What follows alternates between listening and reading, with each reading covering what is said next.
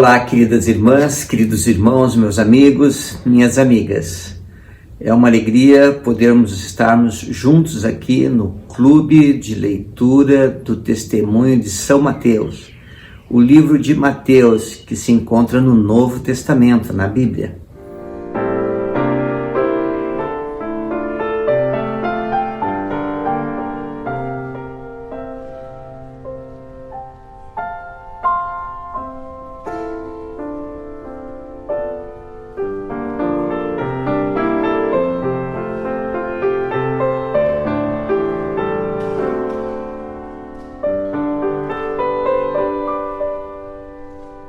Hoje nós vamos ler Mateus capítulo 3.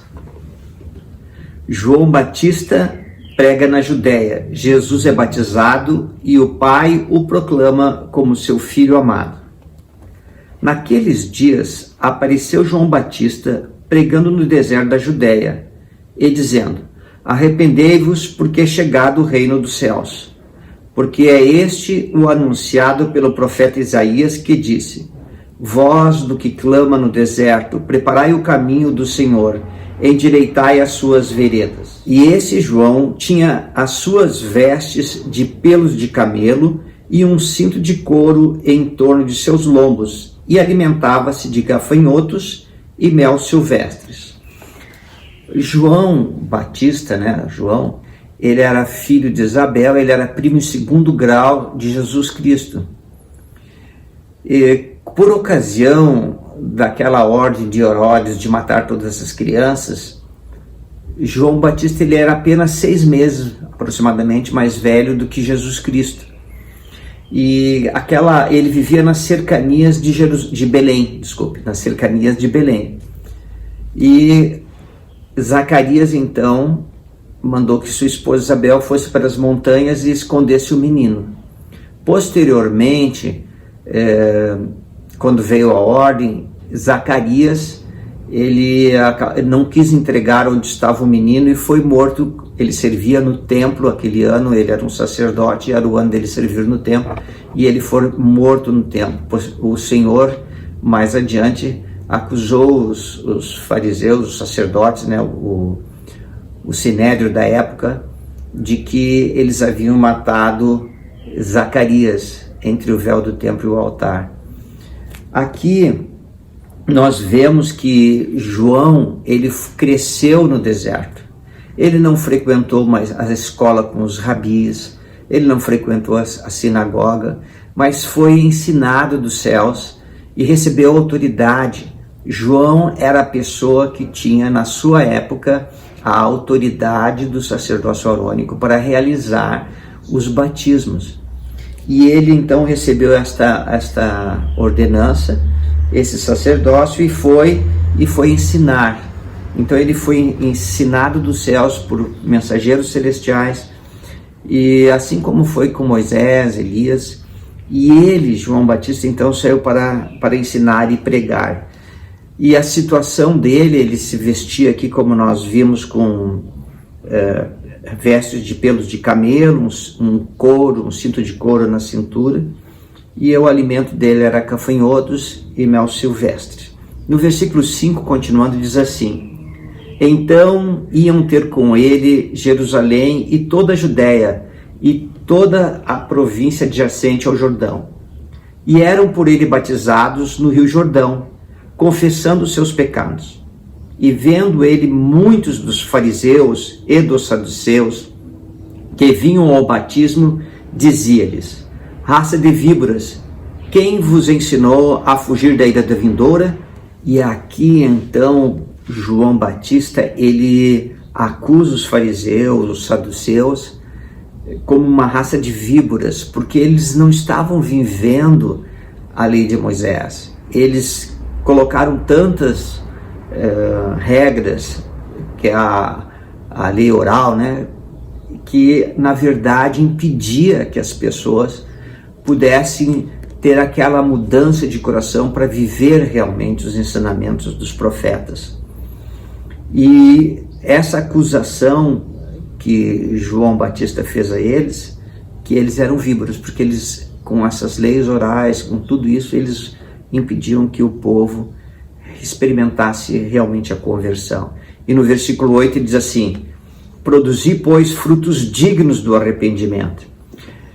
O arrependimento é uma mudança de coração, uma mudança de atitude, uma mudança de vida, é uma conversão, na verdade.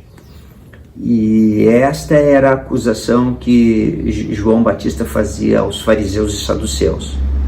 E no 9 ele fala assim: e não presumais de vós mesmos, dizendo, temos por pai Abraão, porque eu vos digo que mesmo destas pedras Deus pode suscitar filhos a Abraão. E os fariseus, os saduceus, os judeus de modo geral, eles tinham aquela crença de que a linhagem de descendência de Abraão lhes assegurava o reino celestial, o reino de Deus. E João Batista estava negando isso a eles, era uma afronta muito forte isso que João fez. E quando ele fala aqui que mesmo destas pedras Deus poderia suscitar filhos a Abraão, ele está dizendo que aquelas pessoas que estavam recebendo o evangelho iam estar à frente deles no reino celestial. Continuando no 10. E também agora está posto o machado à raiz das árvores. Toda árvore, pois, que não produz bom fruto, é cortada e lançada no fogo. E aí ele está falando qual era o fruto, no versículo 11. E eu, em verdade, vos batizo com água para o arrependimento. Mas aquele que vem após mim é mais poderoso do que eu, cujas sandálias não sou digno de levar. Ele vos batizará com o Espírito Santo e com fogo. O fruto era essa conversão pessoal.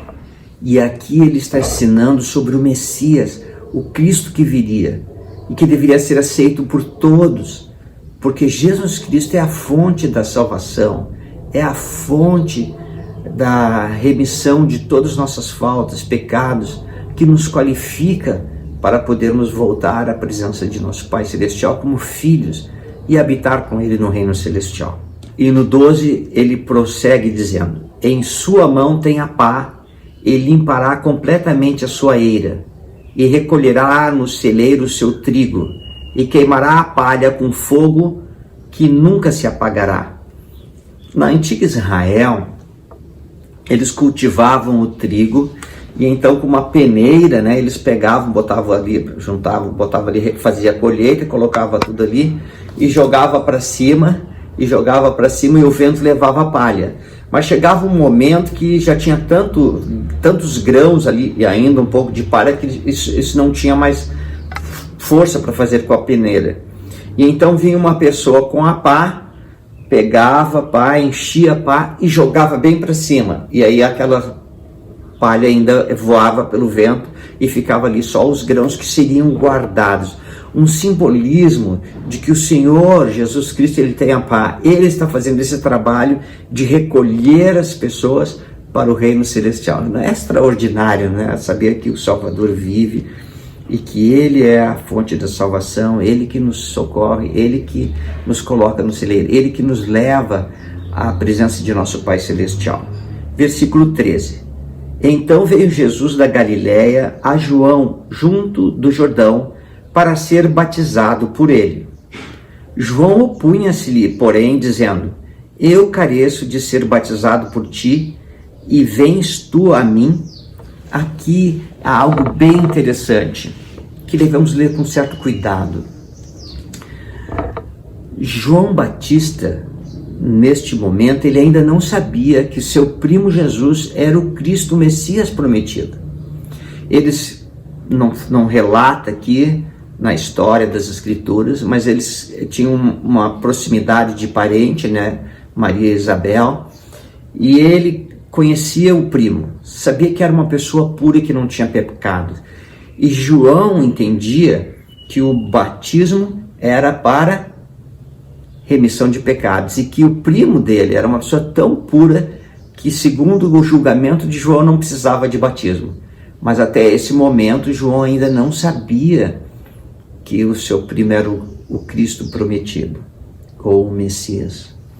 No versículo 14, João fala assim: João opunha-se-lhe, porém, dizendo: eu careço de ser batizado por ti, e vens tu a mim? Jesus, porém, respondendo, disse-lhe: deixa por agora, porque assim nos convém cumprir toda a justiça. Então, ele o permitiu. Aqui nós aprendemos algumas coisas. Primeiro, Jesus reconhecia que ele não tinha pecado. Segundo, João teve um novo entendimento, que o batismo não era só para a remissão dos pecados, mas também para entrar no reino de Deus. Uma coisa, hoje nós estamos lendo Mateus, né? Mas para nós podermos entender um pouquinho melhor, eu gostaria de ler aqui em João, capítulo 1, dos versículos 29 ao 34, que mostra que João Batista ainda não conhecia o Salvador quando ele veio para ser batizado. Este relato aqui no livro de João, ele acontece no momento depois do batismo de Jesus, algum tempo depois. Diz assim no versículo 29. Só para entendermos também, os fariseus, nesta parte aqui de João, eles vieram perguntar para João Batista se ele era o Cristo. E João Batista então fala que ele não era digno de desatar as sandálias, né, desatar a correia das sandálias. E que no meio deles tinha um que era mais poderoso que ele, que era o Messias. Daí no dia seguinte desse interrogatório que João teve, entramos no versículo 29. No dia seguinte, João viu Jesus que vinha para ele e disse: eis aqui o Cordeiro de Deus, que tira o pecado do mundo. Este é aquele do qual eu disse: após mim vem um homem que é antes de mim, porque era primeiro do que eu. Eu não o conhecia, mas para que ele fosse manifestado a Israel, por isto vim eu, batizando com água. E João testificou dizendo: eu vi o Espírito descer do céu como uma pomba e repousar sobre ele.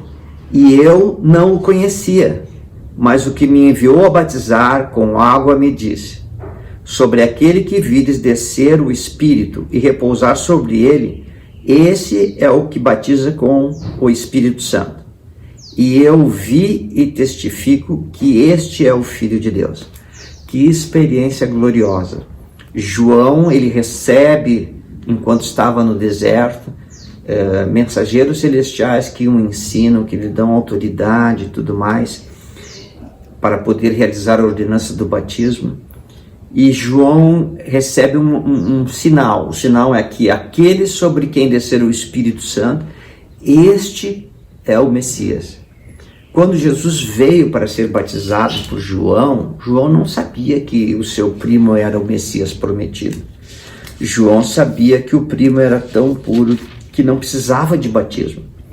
E como nós já falamos aqui, João, então, ele entende que o batismo, né, não era apenas para a remissão dos pecados, mas para entrar no reino de Deus e cumprir toda a justiça. Então vamos continuar aqui no versículo 16. E sendo Jesus batizado, saiu logo da água, e eis que se lhe abriram os céus, e viu o Espírito de Deus descendo como pomba e vindo sobre ele. E eis que uma voz dos céus dizia: este é o meu Filho amado, em quem me comprazo. O sinal da pomba foi dado a João quando ele estava no deserto. O Espírito Santo não é uma pomba, não tem a forma de uma pomba, mas ele pode assumir a forma corpórea de uma pomba, e este era o sinal. E Lúcifer, o diabo, não tem poder para imitar essa forma corpórea de uma pomba. E quando João viu isso, ele reconheceu que o primo amado, aquele que ele sabia que não tinha pecado, era o Messias. E uma voz dos céus, nosso Pai Celestial, testificou: este é meu Filho amado, em quem me comprazo. Queridas irmãs, queridos irmãos, aqui nós temos nosso Pai Celestial, nós temos Jesus Cristo, o Espírito Santo, que faz com que eu e você possamos ouvir a voz de Deus, possamos receber no nosso coração aquele sentimento assim, de que Deus vive, que Jesus Cristo vive. Que cada um de nós possamos passar pela experiência como foi a experiência de João. Provavelmente não veremos a forma corpórea do Espírito Santo descer na forma de uma pomba, mas nós poderemos sentir no coração que Jesus Cristo vive. E que grande revelação! E quando nós sentimos que Jesus Cristo vive, nós podemos exercer fé nele. E quando exercemos fé nele, nós desenvolvemos esperança de um dia retornar à presença do nosso Pai Celestial como um filho amado.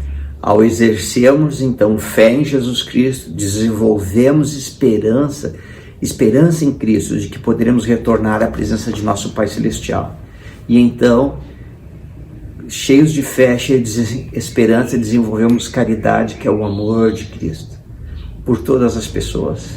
E assim nos tornamos pessoas melhores, que vivem o Evangelho, que amam o seu próximo, que fazem boas obras de ajudar o próximo, que passam por esse processo do arrependimento, essa conversão pessoal, essa conversão a Jesus Cristo. Tchau, queridas irmãs, queridos irmãos, meus amigos, minhas amigas, que possamos continuar firmes, estudando mais o livro de Mateus e aprendendo sobre o Salvador Jesus Cristo. Tenha um ótimo final de dia, continua se deleitando, se alegrando com o estudo das Escrituras. Tchau e até amanhã.